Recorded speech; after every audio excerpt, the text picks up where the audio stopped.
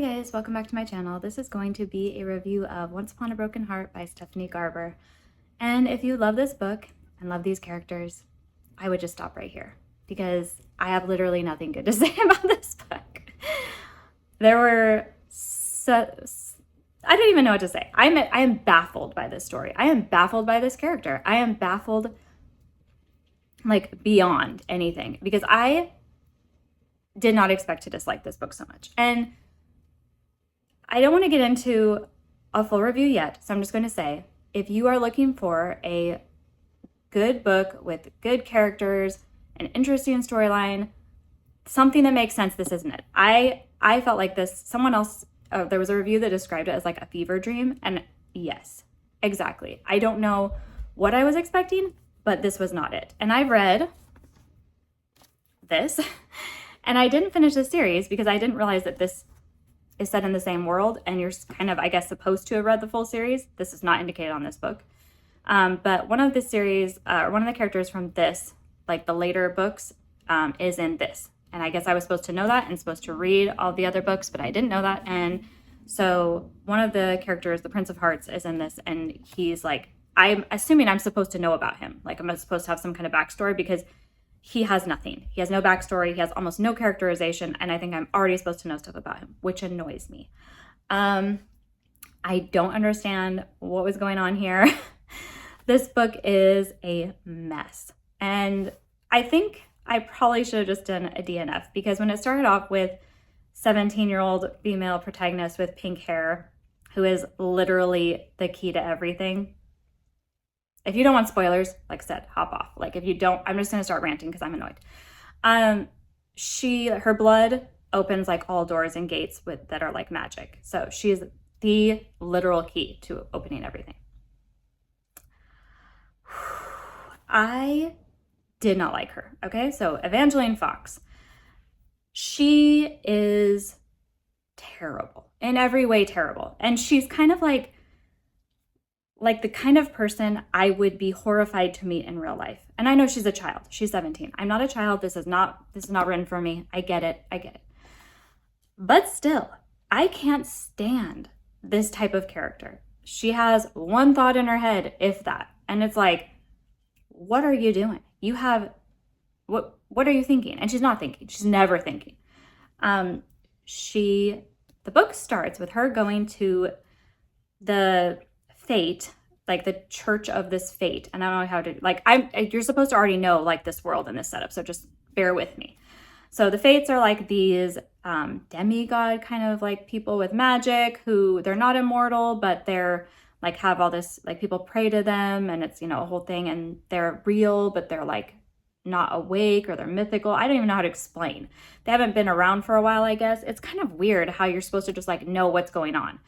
But anyway, she goes to this church to get to pray to the Prince of Hearts, and his whole thing is his kiss will kill anybody except his one true love. So his fate is that he's always going to be searching for his true love, but kissing all these girls and they'll die. Okay. So she goes there and she is going to talk to him about her broken heart and how the love of her life, keep in mind, this is the type of thing, like she's going to have some loves, and she does not know what love is. True love, kiss, love of my life, my first love. These terms are used so much in this book, I wanted to jump off a building. I'm not even like downplaying how annoying it was that this girl is so clueless about love and love is her one personality trait.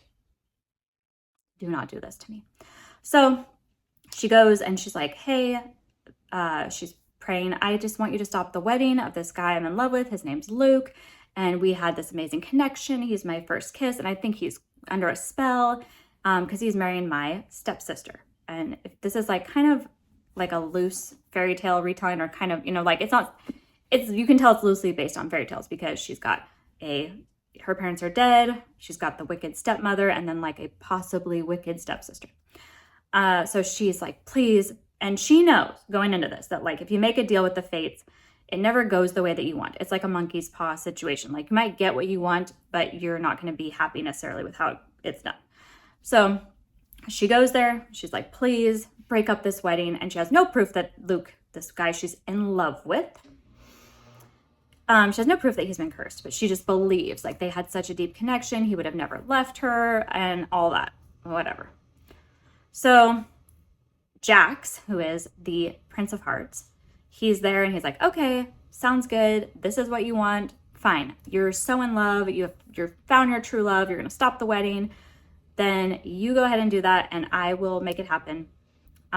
Be careful what you wish for, kind of a thing. So she goes to the wedding to see what has happened, and everybody there's been turned to stone. The wedding's been stopped. Okay. So the wedding is stopped, everyone's turned to stone, and she realizes there's like a cup there, and she's either going to leave everybody turned to stone, or she's going to drink from the cup, turn to stone herself, and basically like take on that curse and everyone else will be freed. So she does that because she's selfless. No, she's not. And like weeks go by where she is just stone. I think it's like 4 weeks later, she gets woken up and everybody's like, oh my gosh, you're a hero. And she's like, And I'm like, what? And so she's now like legendary. All this stuff has happened in these 4 weeks, but like this legend has gone around that she was so selfless. She drank this poison and turned to stone to save everybody at the wedding. She caused everyone to be turned to stone. Don't forget that. It's her fault. She didn't do anything. She was fixing her own mistake. But she is such a good character that she's like, well, if I tell everybody that's not what really happened, they won't like me.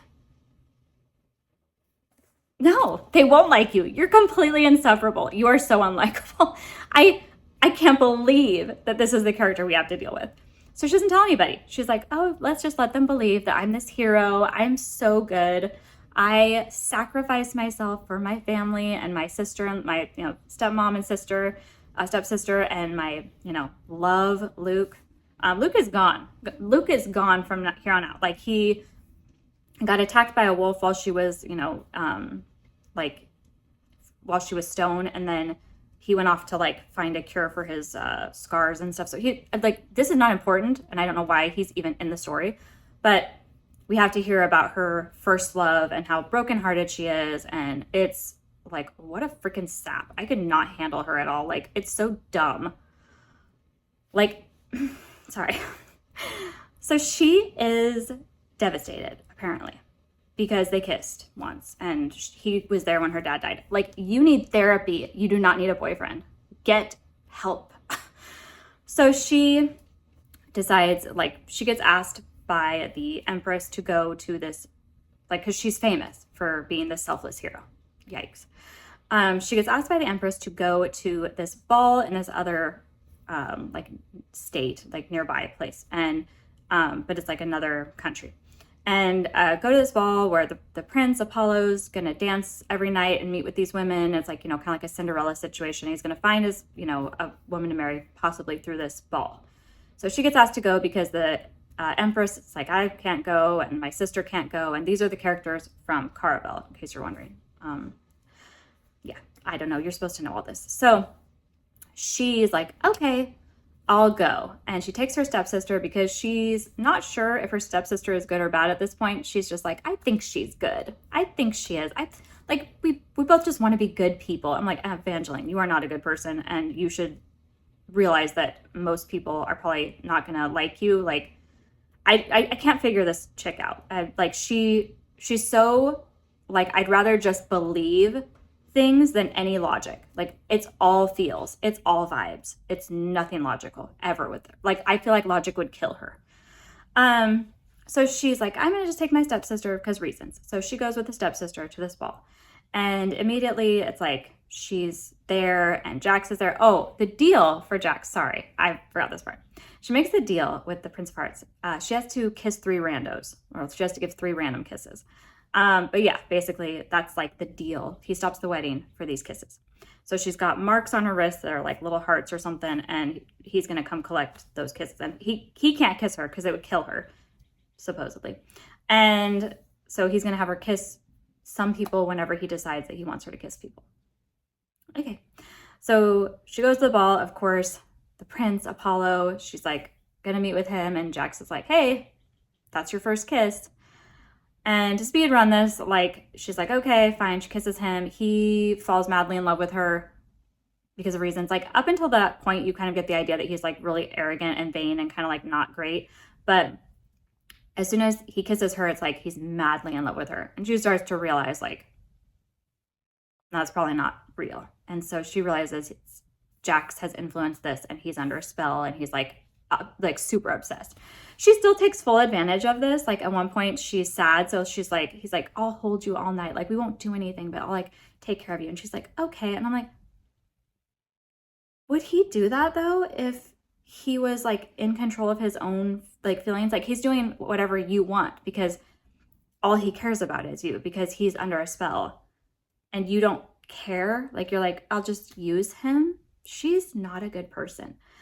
And she's using, like, her whole thing is, I was so in love with Luke, but now I'm going to transfer all of that to Apollo, this prince, and he's going to be my new true love. You do not know what love is. Yikes. Like, yikes.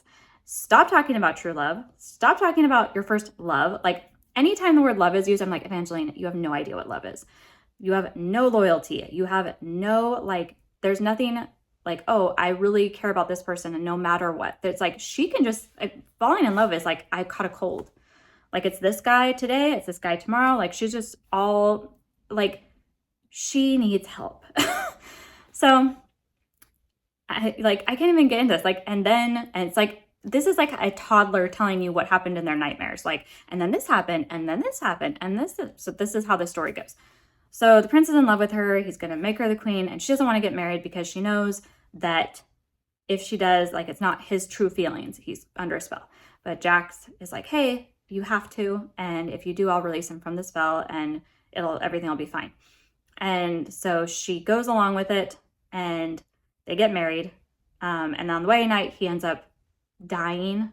Sorry, I keep doing this. I'm so annoyed. I still have to do something with my hands. So he ends up getting poisoned, and she's immediately like going to be arrested because everybody thinks she killed him. So she finds Jax and he helps her get out. And they're like, how did this happen? How did he get poisoned? And so they go to try and figure out who the poisoner is, and they have to go to the vampires. Yeah, vampires. Out of nowhere. And to get information about this poison that took him out, apparently. Spoiler, he's not really dead. He's just like in this state of like suspended, a suspended state where he's like sleeping forever. So she goes to the vampires with Jax, and while they're there, they get some info, and then as they're leaving, all these, like, it just happens to be the night where all of the, like, vampire human recruits, like, they're being changed, so they're all becoming vampires. They've all just got bit, they just got infected with the vampire venom, they're all like in cages trying to, like, break out because they're changing into vampires. And lo and behold, who should show up but Luke, her first love. Haven't cared about him this whole time. She's been all about Apollo for like the last, few chapters, because that's her new love. Yuck. And she is like, I have to let him out of this cage because I screamed at this chapter. I was like, no, don't you dare go near that cage. Don't you dare. Don't you dare. Because I was like, there's no way she's going to let him out, right? Like, she's not that dumb. No, she is. She is. Ugh. It's all feelings. It's all feelings. Like, it's insane to me. So she lets him out, and of course he immediately tries to fight her, and so Jax has to snap his neck. And she's like, oh, you killed him. And he's like, no, he's not dead. He's going to be a vampire. Like, like, you have to stake him through the heart. Like, you should know how vampires work. But anyway, the way that she was like, oh, you killed him. I'm like, oh yes, your true love, your first kiss, the love of your life. From that point on, Luke is like nothing. Like, she's like, I don't understand why the author made her this way. So Jax got bit in the process of dealing with Luke, and they have to go to like take care of him. He goes in, sits in like a crypt, and she locks him in or whatever. So she starts talking to him about his past and this girl that he was interested in and who he thought was his one true love. And she tells him about Luke and how they met and how he was there for her after her father died. And he's like, he tells her basically like none of it was real. Like, Luke didn't love you. And it's all true what he's saying. But of course she can't handle it, even though she kind of had a revelation that like she didn't really love these people. She just wanted to be loved. And I'm like, yeah, get help, see a therapist. But she's not like, she's like really mad at Jax, I guess, that he is telling her, yeah, this guy didn't love you. And the thing is he's pretty honest with her about this throughout the whole thing. Like he tells her, hey, your stepsister's not good. Like she's kind of working against you. You should watch out for her. He tells her Luke didn't love her. And all these things turn out to be true, but she just is like so willfully ignorant and so like, no, I know what I'm doing. And I believe in love. And I'm like, okay. May that type of love never find me, because what is this? It's just feelings. It's just feels. Like it is not, she has no concept of what love actually is. And she's 17. So you have to give her that. But then I'm like, I have read better 17-year-old characters. In fact, every character up until this point that I've read that's been 17 has been better. Because I was like, if I met this person, I would struggle with not pushing them into oncoming traffic. Like she was awful. And I know it's harsh, but I don't know why she's like this. And unless the whole character growth is going to be, and I will not continue this series, that she realizes that she was always, a shallow little puddle, and that she, has to overcome all of this by really sacrificing. And I do mean sacrificing. It's going to be sacrifice, because she's got to realize what love really is all about. She is insufferable. So Jax survives getting bit by the vampire. The vampire poison doesn't take over, and he doesn't turn. So they go back. He is exhausted. He falls asleep. And of course, she's learned nothing. She immediately is like, I'm going to go try and clear my name, because they still think that she killed Apollo. I'm going to make a plan. I'm going to go. She does this all on her own, doesn't get help from Jax. And of course it kind of goes, sideways. And she does, though, end up clearing her name. And the whole end, sorry if this is a spoiler, is her realizing that Jax probably set everything up. And that he was, even though she's kind of towards the end of the book, because when he's got the vampire venom, he tries to kiss her, and it's oh, they're touching, and she's all about it. I'm like, any port in the storm, huh? I mean, Luke, Apollo, Jax, as I say, just got to be breathing. So that's the story. I missed, I left out a lot. At one point she finally tells her stepsister, hey, I'm the reason you were turned to stone at your wedding. And of course the stepsister's cool, I'm gonna turn you in. They think you killed Apollo, and I'm gonna tell them that you're here, because this is what should happen to her. There's been no consequences for her being a terrible person and telling people oh yeah, I'm that hero who, saved the whole wedding party by drinking this poison and they were turned to stone, and I took that on. She is just awful. I don't like her at all. And Jax had no characterization. I don't know anything about him, his motivations. I'm sure he's a better character in the other series. People seem to really like him, but like I said, I only read the first book, and I'm not going to continue. I don't love romantasy, especially with really young, the 17-year-old protagonist is just not doing it for me anymore. It makes me feel old, and when I'm constantly yelling at the story, why would you do that? I feel like I'm the mother of this character, and that's bothersome. But yeah, that was Once Upon a Broken Heart. I don't recommend 1 star, only because, like I said, some of the descriptions of the costumes and things, the outfits she gets to wear are really good. And there was one character, I want to say her name was Lala. So there was one character, Lala. She was the best character. She's also a fate. She's the unwed bride, and her whole thing is she can never get married. She falls in love, and she wants to marry the love of her life, and they'll always abandon her. She can never actually be with that person. So sad. She was actually kind of a fun, cute character. The little bits of her, she had a real personality. And I wish she was the main character, because I kind of liked her. But alas, she's not really in the book much. And yeah, so I'll give it 1 star for her. And like I said, the descriptions of the dresses and stuff, the outfits were cool. Like I said, I realize this is not probably written for me. A little too old for this romantasy genre, but I have read lots of these books with younger protagonists and, but this one was just not it. I I really want that time back, but I just had to power through. I was like, no, I can do this. And I will say I switched between this and the, I have the physical copy and the Audible version. And the Audible version is voiced by the same narrator who voices these books, the Lunar Chronicles. And she has the one that I listened to her was a modern romance, but also same author, Melissa Meyer, something like that. Anyway, point being, I don't like her narration that much. I don't connect with her as just a girl trying to do the voices of guys and girls, and she just isn't the best. Like, it's not her fault. She's not horrible. She's perfectly fine to listen to, but just so you know, I have issues with her as a narrator, which is why I kept switching back to this. So that's all about the book. For everybody who watched my last video, I really appreciate it. I know it's not my normal content, but I did get a lot of like positive feedback from that, and everybody was really nice, and I appreciate everybody like taking the time to watch something that I know is not my normal book reviews. So thank you so much. And I just got Girl of the Limberlost to read. That'll probably be next because I need like a palate cleanser, or I will read a mech book. Once again, palate cleanser. So thank you so much for watching. I will talk to you guys soon.